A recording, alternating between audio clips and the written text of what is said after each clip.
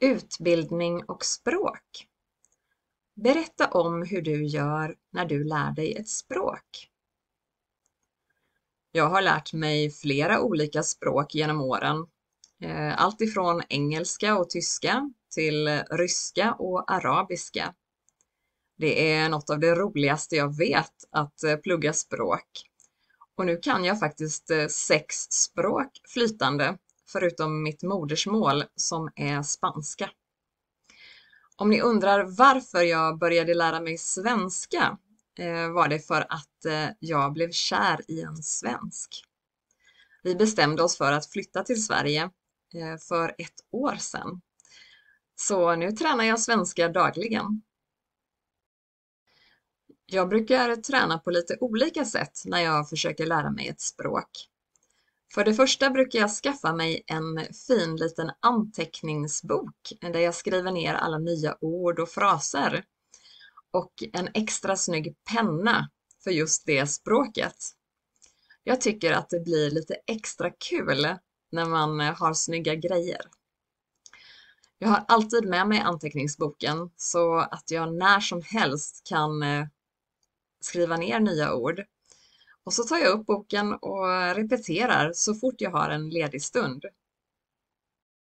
För det andra brukar jag läsa en del böcker.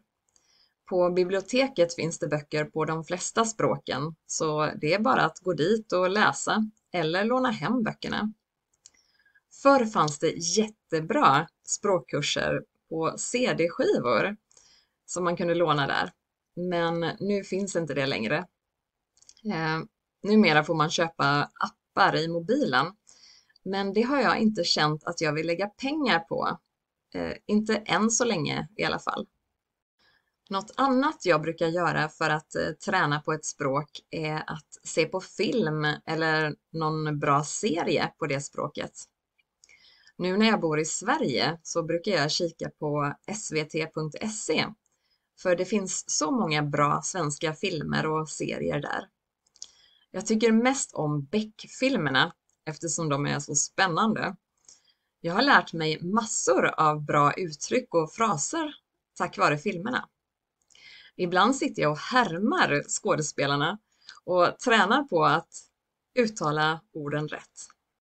Jag har tyvärr inte så många vänner att tala svenska med, för nästan alla på jobbet snackar engelska.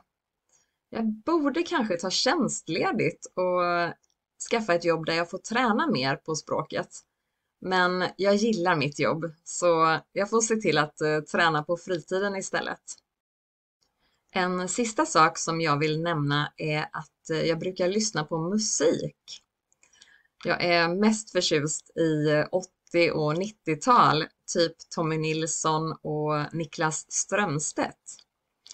När man lyssnar på en låt många gånger så fastnar språket på ett naturligt sätt, tycker jag.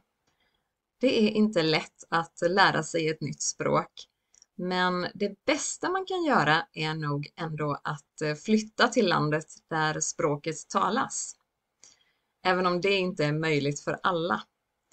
Men om du kan det så är det som sagt det absolut bästa.